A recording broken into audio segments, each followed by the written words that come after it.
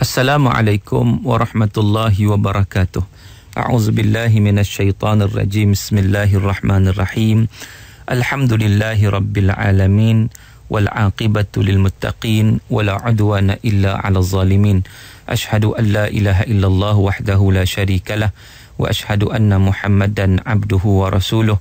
Addal amanah wa ballagha risalah wa nasahal ummah wa jahada fillahi haqqa jihadih wa tarakana 'alal mahajjatil bayda lailuha kanahariha la yazighu anha illa halik wa nusalli wa nusallim 'alan nabiyil amin wa 'ala alihi wa sahbihi ajma'in. Rabbi shrah li sadri wa yassir li amri wahlul 'uqdatam min lisani yafqahu qawli, amma ba'd. Saudara muslimin dan muslimat yang dirahmati Allah Ta'ala sekalian, alhamdulillah kerana sekali lagi kita dapat bersama-sama meneruskan perbincangan kita dalam surah An-Nur ayat yang ke-22. Tuan-tuan yang dirahmati Allah, pada siri yang lalu kita dah bincang sebahagian daripada ayat 22 dan hari ini insya-Allah kita nak sambung sedikit lagi perbincangan kita daripada ayat 22 ini, iaitu firman Allah Ta'ala, a'udzubillahi minasyaitonir rajim. ولا يأتل أولو الفضل منكم والسعة أن يؤتوا أولي القربى والمساكين والمهاجرين في سبيل الله وليعفوا وليصفحوا ألا تحبون أن يغفر الله لكم والله غفور رحيم. Sadaqallahul azim. Maksudnya, dan janganlah bersumpah orang yang mempunyai kelebihan dan kekayaan di antara kamu bahawa mereka tiada akan memberikan kekayaan mereka itu atau bantuan mereka itu kepada kaum kerabatnya, orang miskin dan yang berpindah pada jalan Allah. Malahan mereka hendaklah memaafkan dan mengampunkanlah. Lupakanlah, tiadakah kamu suka sekiranya Allah mengampun dosa kamu, sedangkan Allah Maha Pengampun lagi Maha Penyayang. Tuan-tuan yang dirahmati Allah, kita dah sebut pada seri yang lalu bagaimana ayat ini diturunkan kepada Sayyidina Abu Bakar As-Siddiq, menceritakan tentang Sayyidina Abu Bakar As-Siddiq radhiyallahu anhu yang membatalkan bantuan kepada saudaranya sendiri, sepupunya, iaitu anak lelaki kepada mak saudaranya, kerana beliau terlibat dengan fitnah yang dilemparkan kepada Sayyidatina Aisyah radhiyallahu anha. Maka di sini Allah Subhanahu wa taala menegur Sayyidina Abu Bakar untuk tidak melakukan sedemikian. Maka dengan sebab itu dalam ayat ini Allah Taala menyatakan wala ya'tali ulul fadli minkum. Janganlah orang yang berharta serta lapang hidupnya di kalangan kamu bersumpah tak mau bagi bantuan. Jadi di situ Allah Taala sebut tentang Sayyidina Abu Bakar ni ulul fadli minkum. Orang yang lapang hidup, orang yang banyak kelebihan hidupnya, kekayaan, kesenangan yang Allah bagi. Bahkan kelebihan Sayyidina Abu Bakar ni sudah banyak. Dan Allah Ta'ala iktiraf sebenarnya dari Sayyidina Abu Bakar ini, Allah Ta'ala sendiri menegaskan kelebihan yang ada pada Sayyidina Abu Bakar. Sebab itu disebut ulul fadli minkum wa sa'ah. Itu kalau kita melihat apa disebut oleh Syekh Sya'rawi, beliau menyatakan juga di sini menunjukkan, daripada ayat ini juga menunjukkan tentang bagaimana Sayyidina Abu Bakar ni diiktiraf oleh Allah Subhanahu wa taala. Allah Taala mengesahkan bagaimana dia mempunyai kelebihan yang banyak daripada pelbagai sudut. Kita lihat antaranya Sayyidina Abu Bakar, orang yang sangat-sangat lembut hatinya, dia mudah menangis.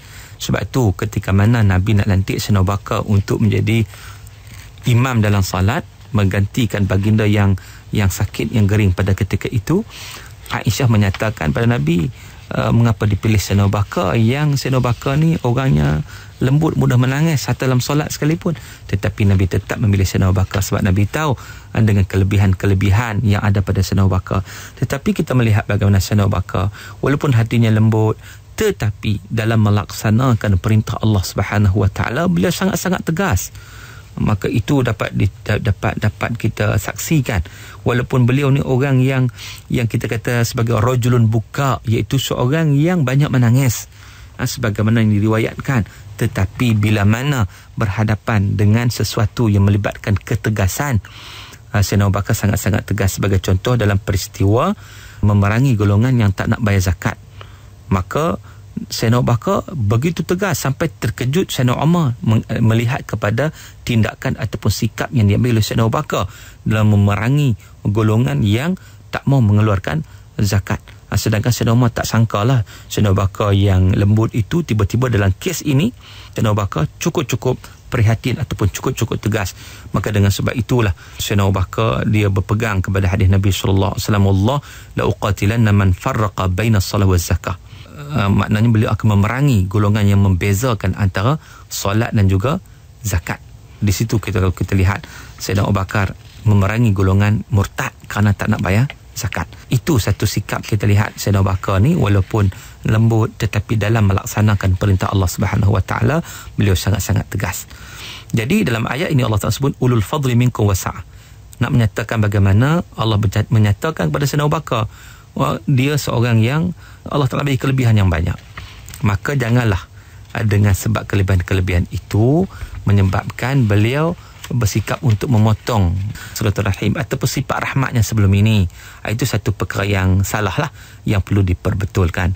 Apatah lagi Mistah yang dia nak potong bantuan itu, dia nak putuskan bantuan itu, dia pun dah telah menerima dia punya akibat hasil perbuatan beliau itu, iaitu dengan dikenakan 80 sebatan di atas qazaf. Maka Sayyidina Abu Bakar tidak perlu pula menghukum sekali lagi, cukuplah dia dihukum.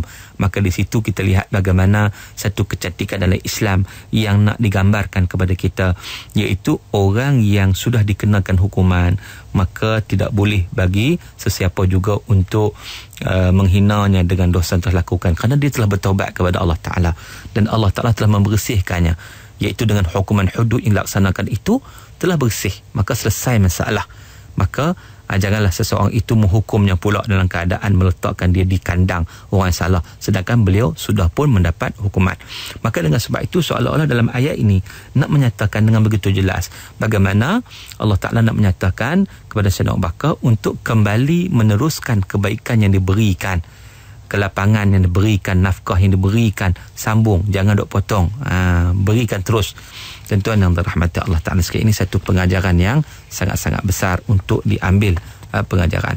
Maka dengan sebab itu Allah Subhanahu Wa Ta'ala juga menyatakan wal ya'fu wal yasfahu, iaitu hendaklah kamu memberi kemaafan dan juga melupakan perbuatan-perbuatan yang sudah-sudah itulah, maknanya dia dah bertaubat kepada Allah Subhanahu Wa Ta'ala, maka cukuplah Allah Ta'ala akan menerima taubatnya. Tetapi kamu tidak perlulah lagi mengambil hukuman ke atasnya. Sebaliknya hendaklah menghubungkan satu hubungan yang baik. Jadi inilah satu perkara yang disebut oleh Allah Subhanahu Wa Ta'ala. Sebab itu saudara, bila mana mendengar ayat ini tersebut dalam satu riwayat, apabila Sayyidina Abu Bakar mendengar ayat ini, dibacakan ayat ini, maka tak kala itu bersegeralah Sayyidina Abu Bakar menyatakan bagaimana beliau berusaha untuk menyambung kembali ataupun beliau memberi bantuan terus kepada Mistah yang diberhentikan seketika tersebut. Tuan-tuan yang dirahmati Allah Ta'ala sekalian, dan sifat yang diajar ataupun ditunjukkan oleh Allah Ta'ala, yang diberitahu oleh Allah wal ya'fu wal yasfahu, juga satu sifat saudara yang memang sepatutnya ada kepada orang yang beriman kepada Allah Subhanahu Wa Ta'ala. Kerana kita lihat sifat itu satu sifat yang cukup baik. Bila mana orang buat jahat dengan kita, kita balas dengan kebaikan. Itu konsep dia. Maka itulah sesuatu yang menunjukkan kita ni punya jiwa yang besar, jiwa yang tinggi. Dan Allah Ta'ala sebut dalam Al-Quran juga tentang bagaimana seseorang ini Allah Ta'ala redha kepada mereka yang dapat menahan marah, wal 'afina 'anil nas wal kadhimin al-ghaidh wal 'afina 'anil nas wallahu yuhibbul muhsinin, dalam surah Ali Imran ayat 134. Orang yang dapat tahan marah, orang yang memaafkan orang lain, dan Allah Ta'ala suka kepada orang seumpama ni, orang yang melakukan kebaikan dan juga kebajikan. Maka itu satu pengajaran ataupun pengiktibaran yang Allah nak ajar kepada kita, menjadikan sesuatu kehidupan kita ni, maknanya kita tidak bersifat membalas dendam, tetapi sebaliknya kita melakukan kebaikan terhadap orang yang pernah buat salah dengan kita. Dan insya-Allah bila mana kita buat kebaikan, Allah Ta'ala amat-amat suka. Wallahu yuhibbul muhsinin, Allah Ta'ala suka kepada orang yang melakukan kebaikan. Tuan-tuan yang dirahmati Allah Ta'ala sekalian, lalu di ujung ayat Allah Ta'ala sebut apa? Ala tuhibbuna an yaghfirallahu lakum wallahu ghafurur rahim. Kata Allah Ta'ala, tidakkah kamu suka sekiranya Allah mengampuni dosa kamu, sedangkan Allah Maha Pengampun lagi Maha Penyayang. Ini satu pengajaran yang sangat-sangat besar. Allah Ta'ala mendatangkan ayat ini juga satu pengajaran kepada kita untuk hamba-hamba Allah Ta'ala ini mengambil pengajaran dan juga pengiktibaran. Sedangkan Allah Subhanahu Wa Ta'ala mengampunkan dosa, sedangkan kalau kita lihat siapa yang tidak melakukan dosa kepada Allah Ta'ala, ramai yang mengingkar pada Allah Ta'ala. Tetapi di situ apakah Allah membalas dendam? Tidak, Allah bagi peluang. Bahkan Allah bagi bantuan lagi. Allah bagi rezeki. Orang beriman Allah bagi rezeki, orang kafir pun Allah bagi rezeki. Kalau ikutnya, kalau betul-betul nak belas dendam, orang kafir memang tak bagi langsung, mati kelaparan begitu, dimusnahkan terus. Tetapi Allah nak menunjukkan bagaimana sifat rahmat yang ada pada Allah Subhanahu Wa Taala, iaitu orang buat salah pun tak apa, diberi peluang lagi, diberi lagi rezeki, diberi kenikmatan apa semua, supaya ada ruang untuk mereka bertaubat kepada Allah Subhanahu Wa Taala. Maka dengan sebab itu, ini juga satu pengajaran kepada kita, walaupun orang pernah berbuat salah terhadap kita, tetapi ruang kemaafan itu mestilah luas dalam jiwa kita, dalam diri kita. Kita memberikan kemaafan kepada mereka. Tuan-tuan yang dirahmati Allah, maka dengan sebab itu bila mana turun ayat ini menyatakan ala tuhibbuna ayaghfirallahu lakum, tidakkah kamu suka sekiranya Allah Taala mengampuni dosa kamu? Maka di situ diriwayatkan bahawa Sayyidina Abu Bakar As-Siddiq, sebagaimana dinukilkan dalam tafsir Ibn Katsir, Sayyidina Abu Bakar As-Siddiq radhiyallahu anhu, bila mana turun ayat ini, ala tuhibbuna ayaghfirallahu lakum, tidakkah kamu suka Allah mengampunkan dosa kamu? Maka Sayyidina Abu Bakar menyatakan, bala wallahi inna nuhib an taghfir lana ya rabbana. Jadi mengikut dalam tafsir Ibn Katsir menyatakan, Sayyidina Abu Bakar bila mendengar ayat tersebut, beliau terus menyatakan, bala, bahkan wallahi demi Allah, kami suka Allah Ta'ala mengampunkan dosa kami ya Allah. Aku suka Allah Ta'ala ampunkan dosa. Maka beliau menyatakan sedemikiannya. Lepas daripada itu buat apa? Beliau kembali kepada Mistah, dan beliau kembali menyambung kembali nafkah, memberi bantuan, dan beliau menyatakan kepada Mistah, pada kali ini la anza'uha minhu abadan, aku tidak akan mencabut bantuan itu daripadanya selama-lamanya. Walaupun apa yang dia kata pada aku tu, aku dah maafkan. Dari sudut maknanya aku akan maafkan dia, dan juga aku akan terus memberi bantuan kepada dia untuk selama-lamanya. Itu yang disebut oleh Sayyidina Bakar As-Siddiq radhiyallahu anhu sebagai satu perkara yang menerima teguran daripada Allah Subhanahu Wa Taala tersebut. Jadi tuan-tuan yang dirahmati Allah Taala sekalian, Allah Taala sebut di hujung ayat, wallahu ghafurur rahim, dan ingatlah Allah Ta'ala Maha Pengampun lagi Maha Mengasihani. Yakni Allah Ta'ala Maha Pengampun setiap dosa orang yang mentaati perintah Allah, mengikut perintahnya. Orang yang minta taubat kepada Allah Subhanahu Wa Ta'ala, orang taubat kepada Allah, Allah tidak akan memberi seksa kepada sesiapa yang bertaubat daripada keburukan yang pernah dilakukan. Maka dengan begitu jelas di sini menunjukkan bagaimana bila mana Allah Ta'ala mempunyai ataupun kita kata mempunyai sifat yang Maha Pemaaf.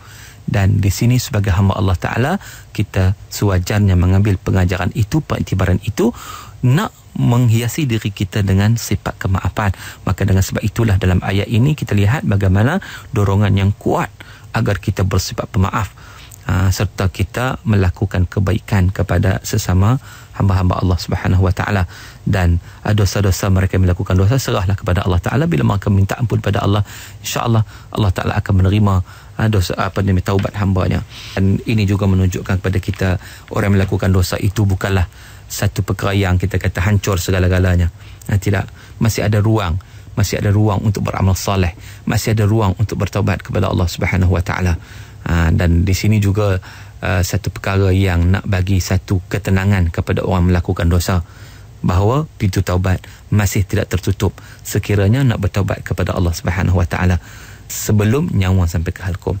Jadi ambil peluang tersebut untuk berusaha meminta ampun kepada Allah Subhanahu Wa Ta'ala. Jadi saudara yang dirahmati Allah Ta'ala sekalian, ringkasnya ayat 22 ini, pengajaran yang besar kepada kita ialah ayat ini menganjurkan kepada orang Islam, orang yang beriman kepada Allah Ta'ala, untuk memaafkan kesalahan orang lain. Itu sikap maaf ni sikap yang sangat-sangat cantik. Dan juga ayat ini juga mengandungi jaminan daripada Allah untuk mengampunkan dosa orang yang melakukan dosa, tetapi mereka itu bertaubat kepada Allah Subhanahu Wa Ta'ala dengan sebenar-benar taubat. Itu nombor 2. Dan yang ketiga, ayat ini juga memberi pengajaran kepada kita untuk menggalakkan supaya kita berbudi pekerti yang baik, kita berbudi pekerti mulia, kita bersedekah ya Allah Subhanahu Wa Ta'ala, kita memberi bantuan semata-mata untuk mendapat keredaan di sisi Allah Subhanahu Wa Ta'ala. Kita melakukan kebaikan yang semua itu akan dihitung dan akan diberi ganjaran yang besar di sisi Allah Azza wa Jalla di akhirat kelak. Jadi saudara, mudah-mudahan kita dapat mengambil pengajaran dan pengiktibaran daripada ayat 22 ini seterusnya insya-Allah kita akan menghiasi diri kita dengan yang pertama apa saudara? Yang pertama, taubat kepada Allah kalau kita buat salah apa. Yang kedua, kita bersifat pemaaf terhadap kesalahan orang terhadap kita. Yang ketiganya adalah kita berakhlak mulia, kita meningkatkan usaha untuk kita melakukan kebaikan sebaik mungkin untuk mendapat keredaan di sisi Allah Subhanahu wa taala. Sekadar itu dulu untuk kali ini saudara. Aqulu qauli hadza wa astaghfirullahal azim li wa lakum wa billahi taufiq wal hidayah. Wassalamualaikum warahmatullahi wabarakatuh.